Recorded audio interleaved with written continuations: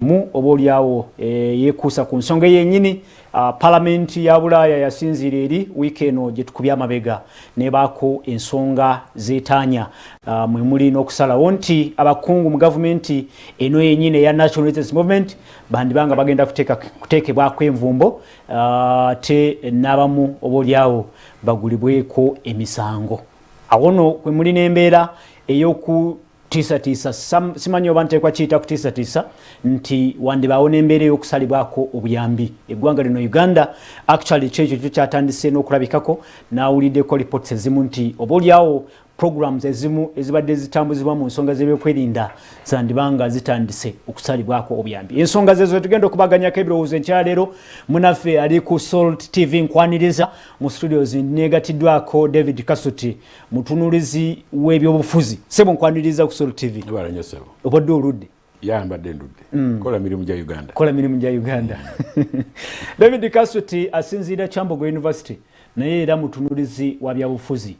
Kwe tuli ku nsonga yennyini tutandikirawo wennyini. Yes, President ayina okulungamya kwe yakola ku mbeera egenda mu maaso ebyobutebenkevu oba obutali butebenkevu. Mu kigambo kimu nga tugenda ku nsonga eri yennyini ey'okusalibwako kw'obuyambi ne resolution ezakolebwa palamenti ya Bulaaya. Ojogerako ki okulungamya kwa president okwogerako ki? Webale nnyo sebo.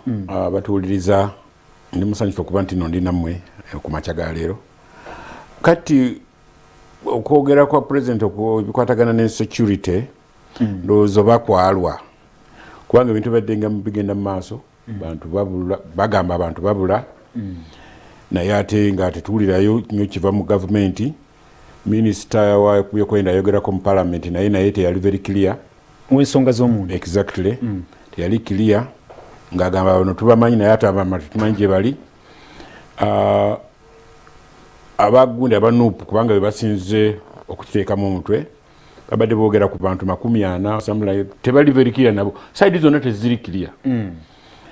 Kubanga owulira ntino omwagamba babuza abaana baffe nga 10 abalala 10 bwe batyo. Gundi yagenze amanya tebagatuwa. Both sides, government ne NUP. Ndowooza Nupu ebadde evaayo n'amanya nigabaga nti abaana baffe bano omwana ono yabula yali muyambi wa gundi mbadde mbiraba. Ago si manya kuba bagamba tino babuzizaawo abantu 10 ate amanya ntitaba 2-3. Naye okwogera kwa president walabe nga kwajjeeyo ekiri kyennyini bannayuganda kye badde basuubidde okwanukula bannayuganda kwe badde balindiridde. Era bakyalindirira kubanga kwabadde halfway. Yes, kyalaze nti no abantu bakwatibwa naye bakwatibwa ndoza mu mateeka. Gandimanga si mu mateeka naye olw'ebigendererwa. Yes, anti omanyi gavumenti bwevaayo nekkiriza nti ffe tubakutte kiba mu mateeka baba mu makono ga gavumenti. Kati tumanyi gye bali mu makono ga gavumenti. Kati ekisigalidde be baani? Era nze ndowooza opposition oba NUP wano yali gyeyo lisiti yaabwe nti be bano abantu baffe. Kati bali bajjayo list ne tukola comparison. Naye kirabika ne NUP naye tebamanyi. Kubanga we yagamba nga bwe ngambye gamba abantu baffe bangi bagenze naye amanya tegaliyo. Ate wamanya 2-3. Nedda Kasuti list yaliwo kuba minister wa ensonga z'omunda we yagira mu parliament waliwo list y'abantu 44 abaali olwende bamaze okureportingibwa ku police ez'enjawulo nti babuziddwawo tebalabika tebamanyiddwako mayitire era naga nti bo be bamanyiiko balinga 13 oba abalala mu tebabamanyiiko mayitire. So ndowooza list weeziri era list si kizibu okukuŋŋanya kuba bw'osinzira wano n'oga nti eyabulwako owuwe aveeyo kyangu nnyo okufuna lisiti. Nedda singa wabeerawo platform entuufu ey'okuyita abantu baveeyo balage nti abantu baffe baabula ndowooza ekyo si kizibu okufuna lisiti eyo. Kankubuulire nze nga nina ekibiina kyenkulira ng'abantu bange babakwata immediately nkola lisiti. Be bakwata si bakibiina David Kasuti si bakibiina nze ŋŋendera bannayuganda anti era bannayuganda baba bibiina naye kyeŋŋamba si bakibiina nti bakibiina gundi. Nze ŋŋendera kubigenda mu maaso. Actually gwogamba nti si bakibiina nze manyi nti babibiina eri abagamba nti baffe bagamba nti banupu be bakwata. ndio mbadde mpulira nene befudiso jukira Justin Juko yali mukubye bikonde Masaka si kibiina nti kyekino nze kyemmanyi NUP egamba nti abantu ffe babakutte era be basinga okukola complaint kikakatako okumakinga government accountability nga tulina abantu baffe 10 beba bano where are they? Okay. Yes. Then government naye kati government yesalawo ani yabuze ate nga gye bavunaana nese buvunanyizibwa bwa government okulabika nga ensonga eyo actually ng'ekola ne ku kyo kyennyini ekyokunoonyereza kulaba nti wabanga waliwo ebyogerwa nti waliwo abuziddwawo ekisooka ekakase nti kituufu waliwo yabuzibwawo ateetereze etegeeze ensi nti wuuno ali wano batetumulina kikiwa nti government ezogamba nti era yabuzibwawo kuba government yabakutte okusikubuzibwawo okukwatibwa ku saidi endala nkugambye NUP this is new for me okuva gyoli NUP egambye nti abantu ffe babakutte abamu bagamba 10 abagamba in hundreds who are they so that ffe tukola kitumanya nti gundi eno bagikuttemu abantu naffe tugambe nti gundi aluwa gavumenti eno list yamu 177 nga amanya gaffe tegaliimu gano so ogambe nno bazaali amanya gali 40 something mu ntandikwa wali naye president yagamba 177 ngamba mu ntandikwa wali mabegako wali so si wala nnyo it is about a week ago sikiwa nti abantu abo batuuka 177 in 1 week bali babakwata dda. Okay. So, ekizibu kye nedanga nyinga tetunya kivaako. Katono nnyo ali ku Soul TV tugenda maaso ne program munyo kumacha. Tutunulidde ensonga katono nnyo y'abantu ey'okwogera kwa His Excellency the President ng'ayogera ku mbeera ey'ebyobutebenkevu ebadde egenda maaso mu ggwanga ng'abantu bavayo okwemulugunya nti waliwo abantu ababuzibwawo ate mu ngeri oboolyawo emenya amateeka. Tugitunuliddeko katono naye omulamwa gwa leero gwe gwa Parliament ya Bulaaya okuvaayo negamba nti egenda ku sa envumbo ku bannayuganda abakungu mu gavumenti bannayuganda n'embeera y'okubeera nti wandibaawo entegeka y'okusalako obuyambi eri ggwanga Uganda. Embeera eyo nayo gye tugenda okutulamu ndi ne David Kasuti mu studios mutunulizi we ebyobufuzi. Embeera yeeyo tukyagenda maaso n'okugyetegereza naye okwogera kwa president by'ebibuuzo oboolyawo byandibanga bikyaliwo jjukira nti yategeeza ensi nti ebitongole by'okwerinda bijja kuvaayo ate bifulumye olukalala lw'abantu abo bennyini ate oboolyawo bitegeeze newawe wali ate bakomye n'ensonga eyo ey'okukwata abantu. David Kasuti tuwombe ku nsonga eyo ndowooza ekibuuzo kiri kimu kyokka. Oli mativu nti wetutuuse n'ensonga wetuuse wennyini waliwo ekigenda okukolebwa kisobole okugumya n'okugyawo doubt okwemulugunya kwonna mu bannayuganda gavumenti esobola okikola eyinza okikola wekituuse nga kirimu n'ebyobufuzi. Manyi abantu omuntu Katonda yatukola mu ngeri yaffe eri betwese nnyo kuba tulina ebizibu bingi ekyo n'okita n'ogenda ku kirala. Okay. Ojja genda maaso olabike nga ekibuuzo kyaffe ekyo kyanukula then tugende mu maaso ndowooza ensonga yeeyo obweraliikirivu badde bungi abantu bavuddeyo ne boogera ebigambo bingi naye ate ebibuuzo bibadde ebyo bikyagenda mu maaso n'okubuuzibwa abantu babuuza nti lwaki bwemubanga musazeewo okutuga nti abantu bakwatibwa ate bakwatibwa mu mateeka temuvuddeeyo na lukalala. Amawulire agafulumya enkyaleero gakakasa nti poliisi tenaba kuvaayo obuulyawo ebitongole by'okwerinda tebinaakuvaayo na lukalala olulambulukufu olulaga nti ono 107 bibano betulina ate abantu oboolyawo basinziira okwo bakakase nti owaffe wuuyo mwali oba taliimu. So oboolyawo wadde president yayogedde kyandibanga tekinaba kukyusa kinene kikyusizaawo kuba omuntu eyabulwako owuwe nga tanaba kulaba lukalala olwo tanakutunula lukalala olwo akakase nti owuwe waali oba taliiko awo ndowooza kiba tekinaba wabeera tewanakubeerawo kipya kikiwukako. Kati nze kyembadde ngamba mbadde nkubuuza saidi complainant kubanga eriyo complainant in terms of a party oba opposition yonna together but list y'abantu ababuze kati government naye tuwe list b'abantu beerina tukole comparison. Ni David mbadde nkugambye wali nti complainant tali nti nup. Ngambe opposition kati nchiziza ku opposition. When they are working together, by the way. There is a tendency they seem to be working together. Ne NG civil society na ye ekole list yayo. Okay. It should be the political parties. Yes. Civil society but bakole list yabwe. Then the government etwe list. Human Rights Commission iliwo mukino. I think Human Rights Commission tenatuuka ndowooza nayo teriko.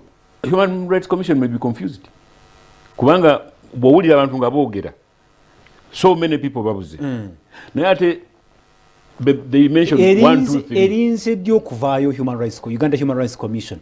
Akakiiko k'eddembe ly'obuntu kavaayo ddi mu nsonga bweti. Bwe kibeera nti omwezi guwedde guyise k'eddembe ly'obuntu kekaali soose kekaali kabadde kufuwa front. Exactly. Naye nako kabuze. You see, it appears there is a problem mu kintu kino. Okkiriza nti waliwo ekizibu ekinene mu nsonga. Ekizibu ekiriwo nti weakness eri mu opposition. Opposition? Human Rights Commission teriko opposition. Human Rights Commissions are political.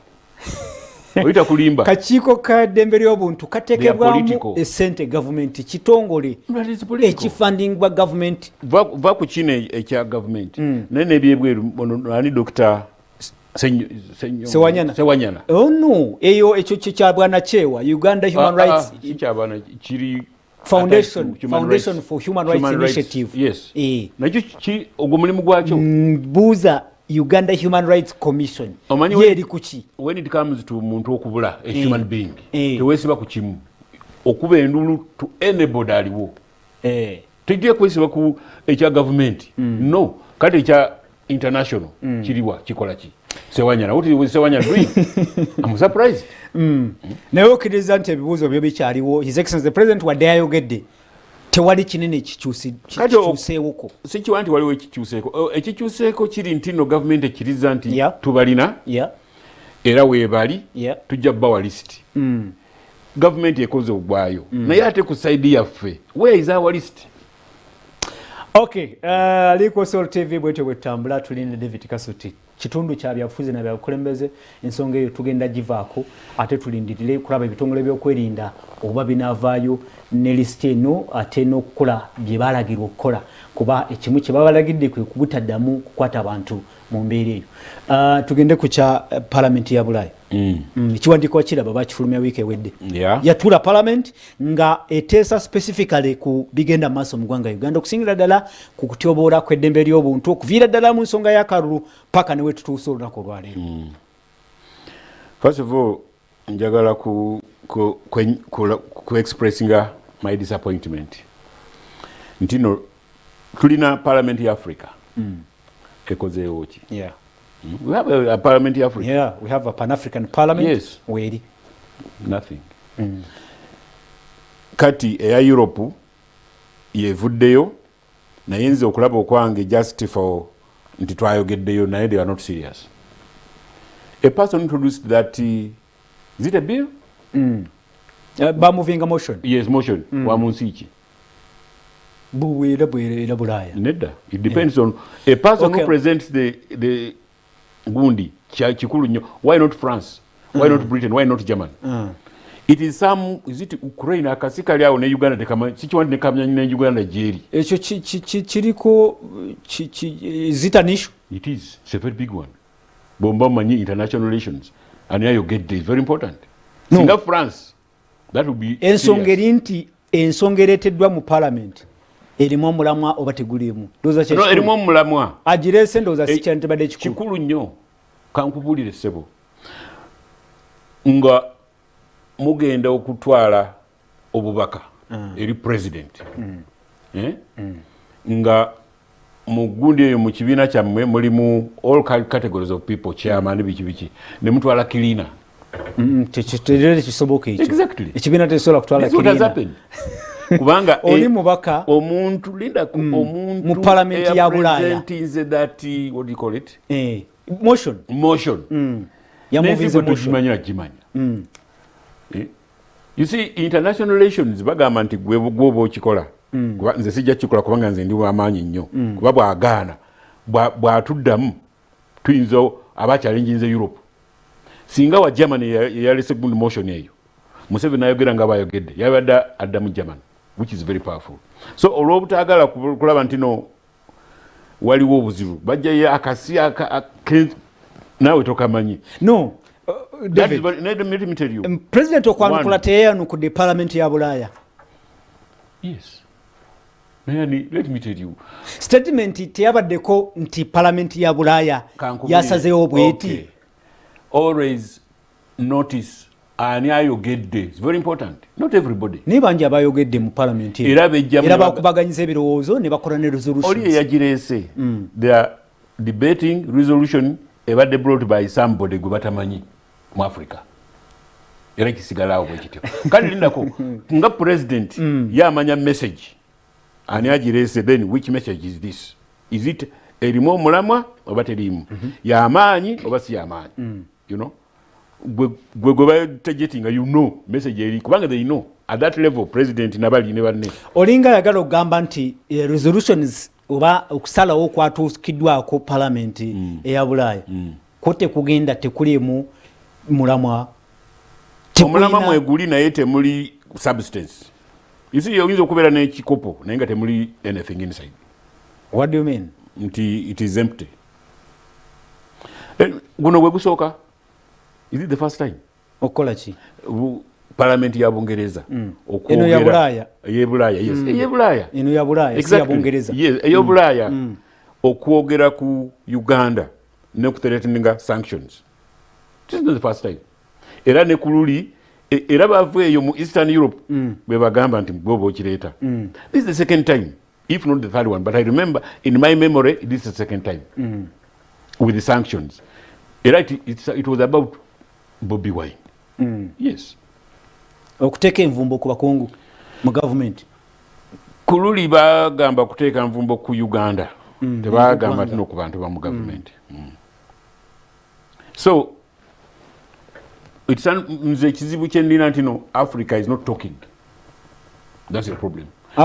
Africa ino obuyinza obwogera nebyeyogera oba olyawo bikomaawo. Wakiri yogera bayogera ku Gaddafi and they were right. Ne balina kye bamukolako? No, but at least they have it is on record nti bagamba this is wrong and the results are there. You know, they said this is wrong, the other one bali bagenda maaso na it was cut they were exonerated. Say something what omanye nti no yes tebaja kikiriza but once something is right you bring it out. That could be the beginning of Africa okwekola okwanukula kwa His Excellency the President agamba nti tetwetaaga na kwetaaga kugenda yeye wamwe n'abakungu mu government actually baze bakyogera bwe boogera ku sanctions kyekyo kyeboogera nti fe tetulina kinene kyetwetaaga yeye wamwe tolaba nti okukubalaata bubalaasa obaolyawo kuba tukyali nnyo reliant ku mawanga ageegweraako nedda sebo vaccine gye twetaaga kati tujitaaga okuva mu mawanga ago gennyini era ne orders zatuuseyo ddeyo mawanga Mr. Apollo ankubuulire ensi yakyuka ensi ejja ekyuka okuva mu 1945 okutuuka mu 1995 twalina sides bbiri actually okutuuka ku 90 twalina sides bbiri communists ne capitalists nga era singa kati wano olutalo weruli already singa kati oba olyawo Bobi Wine abeera wa capitalist Museveni bamanyi nti is a socialist singa kati tutandise okwekuba kati eyo Iron Curtain ne bagimenya ne tumixinga from 1990 up to around 2005 no 2008 awo twalina ensi egi America nga yefuga ng'eyambibwako Europe. Kati ne tugenda mu baji bayita financial crunch if you remember. Credit crunch. Ensimbi ne zibabula ne bafuna ebizibu. At the same time Russia netandika okuddengu. China neeyisa zonna kati nedda mu kifo kyakubiri. Not only economically but even militarily and influence. So now Europe eyina ekizibu. Techa pushing itself as it used to be because there is China, there is Russia. If we take sanctions, China will handle. Yes. Ne sanctions tezikola nnyo ennaku zino, especially on Africa. Kizibu. Eggwanga sebo simanyi kyotegeeza naye eggwanga erya Zimbabwe n'olwaleero likyali mu bizibu okwetakuluzaako sanctions zateekebwawo ku lwa Robert Mugabe ng'akyali mu buyinza. Yes, nzikiriza naye omanyi Zimbabwe yali structured nga Europe. Abantu badependinga nnyo ku government. Uganda, I've been thinking kujja kofa bakola mu government. About 90% abana Uganda bwakeera ku macha talina banja tabanja government kintu kyonna. I don't think so. Naye David tolabanga oboolyawo nga bwe njogedde kwekaninkirira okugezaako okulaga nti twesobola oboolyawo kino kye twogerako oba kye tugenda maaso n'okukola. Okay. One, oli bwakukanga tulaga nti otidde. I think that was what the president was trying to do. Okay. Okay. But you can't rule out the fact that he was serious. And they know it. Nkubulidde ani yalese gundi eyo mu parliament. It's very important. Okay. It is important. Okiyisako amaaso. But that is a message. Nti twogerako kubanga tuyinza tutya ekintu kino okubeerawo tuwulira abantu bafa naye nga terina kityo kyetwogedde. Jjukira yaliyo kangambe pilgrimage nga bagenda emagere USA, Britain, European Union nga bagenda ewa Kyagulanyi bali bamugamba ki biveeko genda mu kooti oba if olina ekintu kyonna ebya mu streets bireke genda mu kooti. You know, that is another message to the government and Magere. By Magere I mean Bobby Wine. Kitegeeza ntino bamugamba ntino oba olinayo hope ntino tujja kuyambanga we twakola Libya bite tetukiriimu kyolowooza kuba tetumanyi bulungi bye bayogera wakati waabwe tetubimanyi. Jukira, these people bamanya what is going on the ground kubanga after all when there is chaos here bebagiteekamu omuliro. Katugende tuwumulemu munaffe ali ku Soul TV program omunyo ku makya egenda maaso amanya zetusima polo tuline David Kasuti tulide embeera nga bweri Parliament ya Bulaaya nga tiisatiisiza okusalako obuyambi n'okussa envumbo ku bakungu mu gavumenti olw'embeera ey'eddembe ly'obuntu mu ggwanga Uganda gye bagamba nti lyongera bwongezi okwonooneka. Tukomawo tova ku Soul TV oli ku munyu.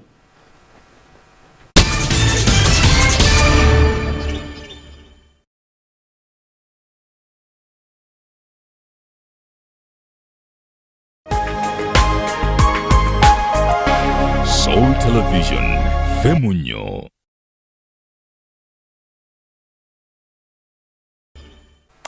Soul TV kuli omunyo kumacha gugenda maaso amanya zetusima polo tulina David Kasuti tulide ensonga z'ebyofuzi n'ebyobukulembeze esawa eno yennyini z'ensonga tulide embeera nga Parliament ya Bulaaya eriko ensonga zesazeeko bazesazeewo ezikwatagana n'obuyambi obuleetebwa mu ggwanga Uganda oba bwewa eggwanga Uganda amawanga ga Bulaaya bwegawa eggwanga Uganda ne sanctions oba envumbo ezirowoozebwa okuteekebwa ku bakungu mu gavumenti olw'okubeera nti beenyigidde mu nsonga ezitoboola eddembe ly'obuntu. Bino byonna byekuusa ku byobufuzi ebigenda maaso mu ggwanga Uganda okusingira ensonga y'akalulu ke twakavaamu akakubibwa ennaku z'omwezi 14 January. David Kasuti twogere ku nsonga y'obuyambi eya obuyambi ekitundu kinene ekya sectors ezimu kiva bweri w'eggwanga ekyokulabirako nkuwa ekyokulabirako nga Ministry of Health ebyenjigiriza byonna ebitundu ebisinga ku budget ebinene ebiriyo almost 50% biva mu bagabirizi b'obuyambi mu bitongole by'okwerinda byennyini byewogerako olwaleero. Actually bye bamaze okutegeeza nti ebimu bamaze dda n'okusalako obuyambi programs ezimu ezibadde zirina okugenda mu maaso mu bitongole by'okwerinda nga program ki bifuna obuyambi okuva mu mawanga ago ag'ebweru. Parliament emaze okusalawo ey'e Bulaaya nti egenda kusalako obuyambi olwa embeera eyo y'emu gye twogeddeko mu kitundu ekisoose. Embeera eno yenyine ey'okusalako obuyambi si gwe gusoose nga bw'oyogedde mu kitundu ekisoose si gwe gusoose naye ate tekitegeeza nti tekisoboka tandikira first of all mpulira obuzibu okwogera nti batuwa obuyambi kuba tebatuwa buyambi. That is investment. Waki eyo investment si buyambi ato. I think that is wrong. Balo buyambi no, that is the investment. Batuteekamu ssente twakijja ku dona twakakyusa olulimi baali donors ne twebafuula development partners so batuyambako batukwatirako okutambuza ebintu ebimu. Okay. Okuva ku dona ekintu ekyali dona ne kifuuka development partners kikulaga nti banoonya ekintu ekinagenda weri amanya ge bateekako baagala kukozesa ekigambo ekiteekamu ekitiibwa kwe kukijja mu dona development partners but this is investment such that all the time ogenda gye bali ogambe nti bakuyambe, which is not true. They don't help us. They don't. Instead batumakinga okubeera nti tuli banafu all the time. China teyadependinga ku gundi ku buyambi bwa Europe. No, bantu baayo. Era China batugamba ngeddafu abali tuliwo ngo bosoma amawulire okuva mu BBC ndi bakozesa slaves tebalina mmere bafa njala balina omuzogo ku BBC bafa njala kiki naye look at where are they. I wish you could listen to what they were telling us. So there is no aid they give us by batuwa sente ezitunafuya so that we stay wetuli, you know. Eriyo kintu batena nnyo kugamba nti no oli wakiri akuwa ekyennyanja aba takoze nnyo akuyigiriza okuvuba aba better than akuwadde ekyennyanja kubanga akuwadde ekyennyanja buli kiseera ojja kudependinga ku ye naye oli bwakuyigiriza okuvuba then he has given independence. So they are giving us ebibiri tebabikola mu mbeera eyo. Nze ndabanga bibiri byonna balinga ababikola bwe bagamba nti tubawaddeyo ku nsimbi ezinayambako abaana okufuna bye bakozesa mu masomero. Uliriza ne baddamu ne bakuwaayo ensimbi ezina training omusomesa babeera tebabikoze bibiri awo. Kati omusomesa ng'agenda kusomesa ki? Ekintu ekikulu when it comes to national development, if they would be funding science research wano omusomesa what do you teach? So njigiza oluzungu njize history njize badde kuwadde kyakulabirako David nti program ezimu zibafundinga actually lindako research Makerere University newa mwendowooza ekyambo gweyo wati kubanga waliyo research projects ezitekebwamu ensimbi bana abantu benyini boyogerako. Yeah, I agree with you. Actually there is a lot. Yeah. Na ezo ziri done by private company. Ezo tebazisalako. Where they benefit tebazisalako. There is a lot of research, I can assure you. In fact, I know of one research about AIDS. Erika Yungeyo. Na it is Carnegie.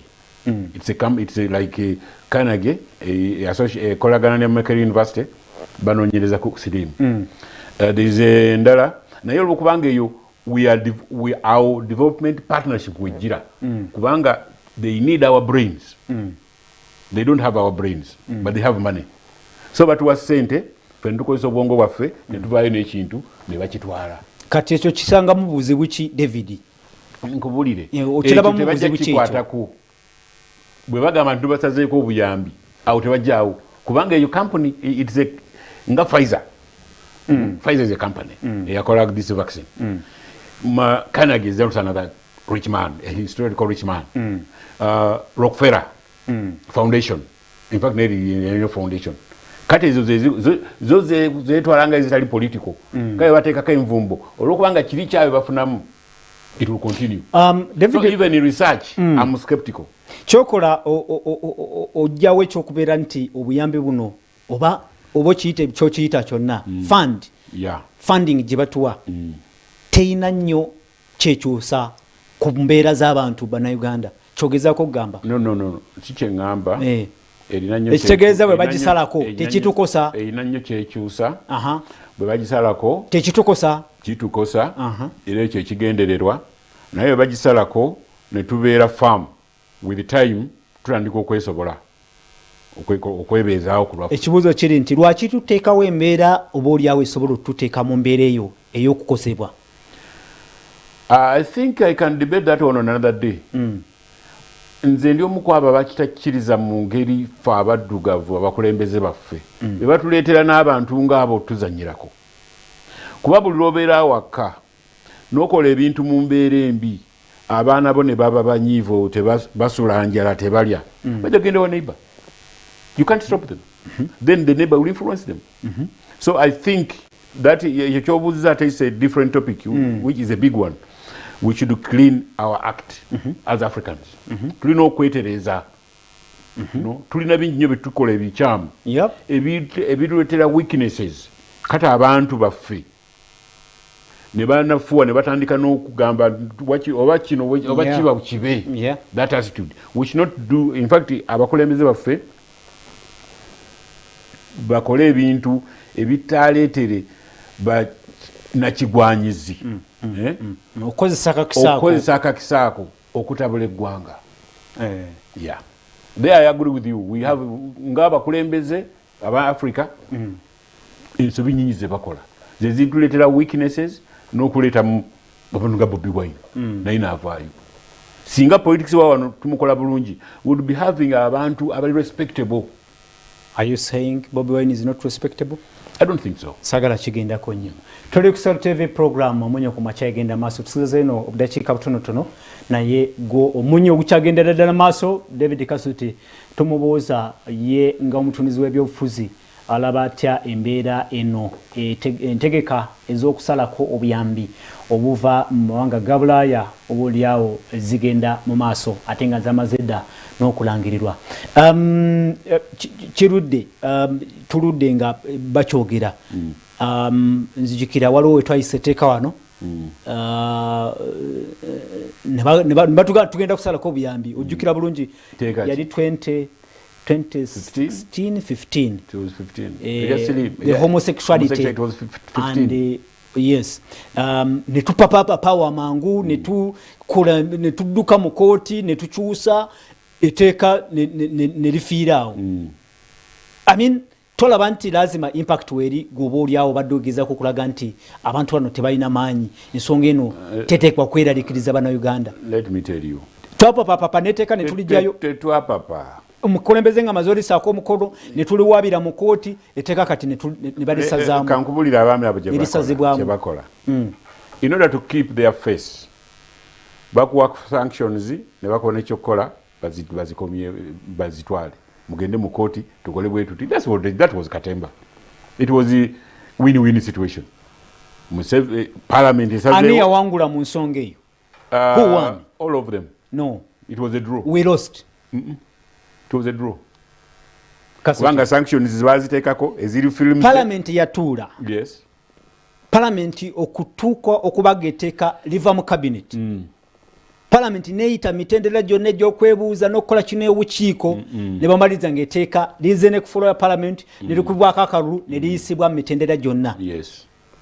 Ne ligenda wa president n'alisaako omukono. Yes. Etteeka ne ligwa butaka ne liwaabirwa ne ligwa butaka ne lisazibwamu nti lyayisibwa mu bukyamu. Naye nga tukimanyi ffe nti yali influence oba oliawo. Tukimanyi. When it comes to law, awo n'ogamba nti ffe tetwaluuzinga. No, kubanga mu mateeka gaffe okukola ebisyaga likyalimu. Ne batugamba kikiri mu penal code eyo bwe batugamba. Exactly. Si bwe batugamba. Kooti yagamba. Yes. So it was a draw. Naye twafunamu ekintu eki ekibizibu nti noona abanamawulire baffe mwe abanamawulire temujjaayo some things. Nze kyenajjamu kikino nti one we have scientists who work. Kwe bagamba nti no Museveni yagamba why I have signed this thing. I asked my scientists. Ne bagamba nti no homosexuality it's not genetic. Yeah. Tekiri mu butonde. Okiyiga buyizi. Let me tell you, last year BBC yagamba nti scientists bagamba nti no badda Museveni kyayogera 5 years ago. Yeah. Naye at that time they didn't speak it. They didn't say it. So if singa mu following these stories yabaidi had bana headline nti Museveni's scientists were right after all. That would have been the headline. Twajja muntu no actually our scientists work.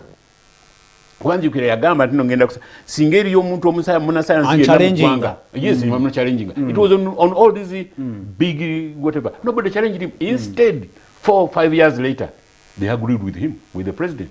But the trouble is that we are so too politics. Our achievements and our power, our scientists. So it was a draw. It was a draw. It was a draw. Well, kebere draw naye tolaba nti bwe kimala ne kituukirira, then it will suffer. Fe tugenda ekya sanctions. No, we are going twogera ku funding. It is the biri mu kigundi same thing. Nga basazeeko obuyambi. Let me tell you, I can predict to you. Eriyo ebintu bagambye Museveni akole. Otherwise bateekako envumbo. Museveni tagenda bikola, mujja kuba mubyerabidde tugende mu maaso. Nga ffe tubyerabire oba bo bwe babyerabira.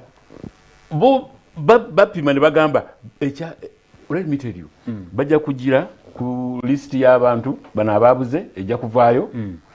Opposition oba oli awo eremerera okujjayo yaayo egende mu maaso n'okugera babuze without list.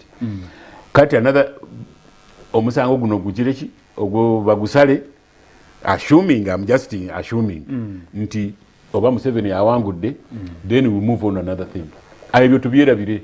Kubanga when they said tujja, first of all they promised. Naye kola kino na kino, otherwise you don't do this. And this is what he's doing. They negotiate and agree. Sometimes they even agree before they tell you what they are going to do. Kiringa ba lawyer. Lawyer akubulira bagenda okudefending omusango. You prepare. Muri olinga agamba nti boliawo president okuvaayo ku busaawo eno okubaako byatangaza ku nsonga eno ya insecurity. Kyandibanga kitundu ku exactly ku bigenda maaso wakati diplomacy w'amawanga abiri oba zino enjuwa ebbiri. Exactly. Ne why? Lwaki tusooka okulinda obaoliawo wasooka okubeerawo embeera bwetyo n'okutiisatiisa nga b'okuyise? I think ndowooza si why lwaki ku kino bw'obuuza why has Britain parliament ya Bungereza erudde so tekenze too long. Too long. Jukira eriyo gundi Museveni gye yagamba nti no, it was almost an insurrection. Ebata abantu amakumiyaga. Atano mbana. What did that parliament say? The world kept quiet. 50 is a big number. The world kept quiet. Ne wakubatiya gas byali mawulire monna nga it is social media. The world kept quiet. Nenzijukira nga bafumya statement nti bagala audit eya abantu abaafa mu buvungano obwo. Ngani agize? Bali babaka omukomu nga actually baka mu gundi ya America. Who? The issues no Bulaya,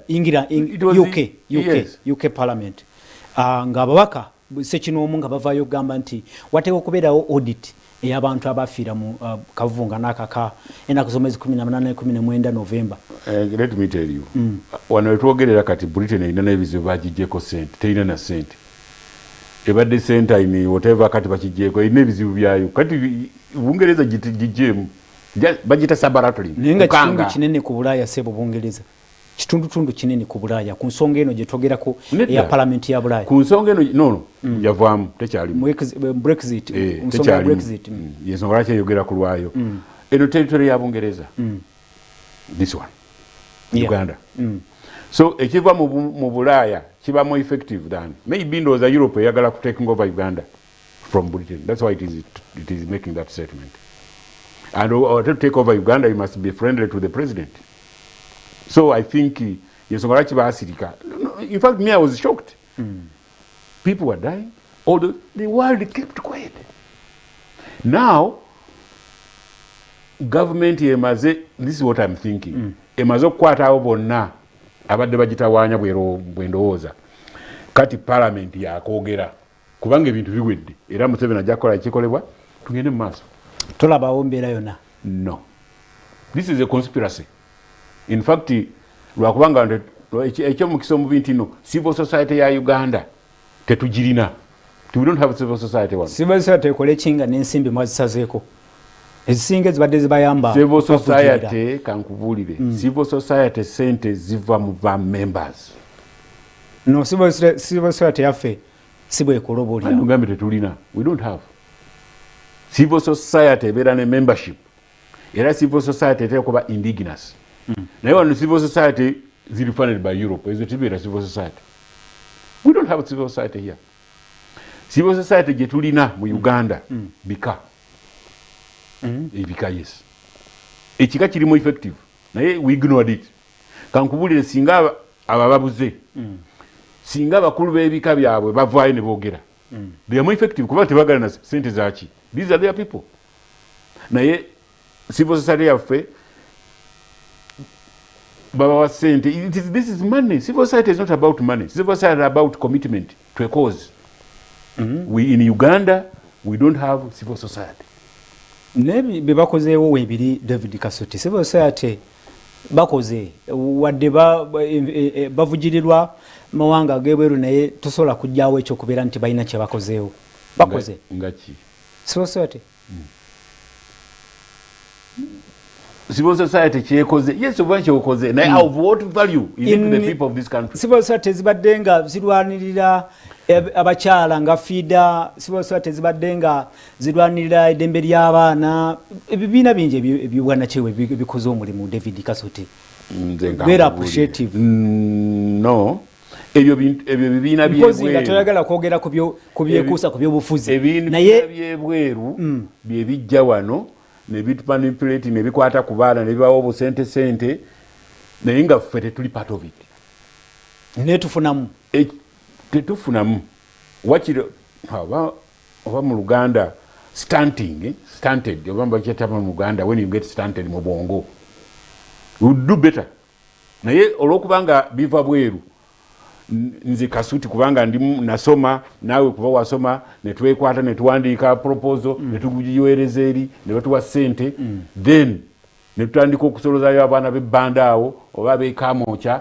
betamanyi ne bawayo buswiti ne bagenda ne bakuba ebifaananyi I'm just saying ne tubayo ne bakuba ebifaananyi ekyobuswiti sinkankubule singa ebibiina bya Nakyewa bikola seriously mu Kampala singa tetulina bana ab'Ekaramojja singa tebaliyo era singa civil society ekola ku singa eri Karamojja singa yekola ku baana b'Ekaramojja kubanga baana baabwe they would know what to do.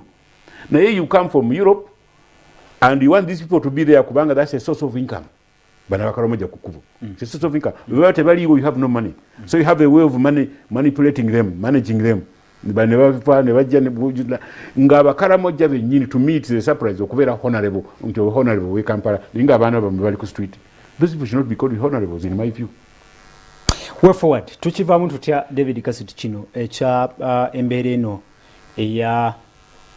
eya okutiisa okusalibwako obuyambi tukivamu tutya olabawo entegeka ey'okutuuka ekiseera oba oliawo tubeere nga tetukyaduumirwa bwekibanga kyetaagisa kubanga tewali muntu yenna yandyetaaze kubeera mu mbeera eno ey'okuba nti waliwo omuntu akuwa ekyo that's a long term naye nga ekyokuduumirwa ndowooza tukirabika nga tetukyaduumirwa ng'edda kubanga kubuulidde nti nno eyo gundi palamenti ya Europe kye yakoze yakikoze at a time nga ne gavumenti omulimu gwayo guwedde kino yali kikoze before ale naye I have a feeling nti after testing the ground ne bambasada baabo okumakinga sure nti ndowooza ebintu kati gavumenti enatera abagitawanye n'abatera okubakwata okubalinnya ku nfeete negenda newa Bobi Wine to test to see what is his power nga talina kwe kwogera ekyo era already we are getting out of it nkubulidde this speech ya president ne instruction yawadde lises olunavaayo I know nga kiwedde nkubulidde opposition terina list ya counter list I'm afraid eyinza okusikurabinga eteekemu n'amanya agataliimu nga kiwedde eyo ndowooza yo Alexor TV program munye kumacha egenda maaso n'ekitundu kino ky'ebyobufuzi n'ebyobukulembeze tukusaba nti tukikomye wano tujja kudda olunaku lw'enkya ate katugende mu kaseera ak'ebyemizannyo amayenze tusima poloka nkwagaliza olunaku lulungi nteekwa kabaza omugenyi wange ate tujja kulabika nga tutandikirawo olunaku olw'enkya mbeere bulungi mweraba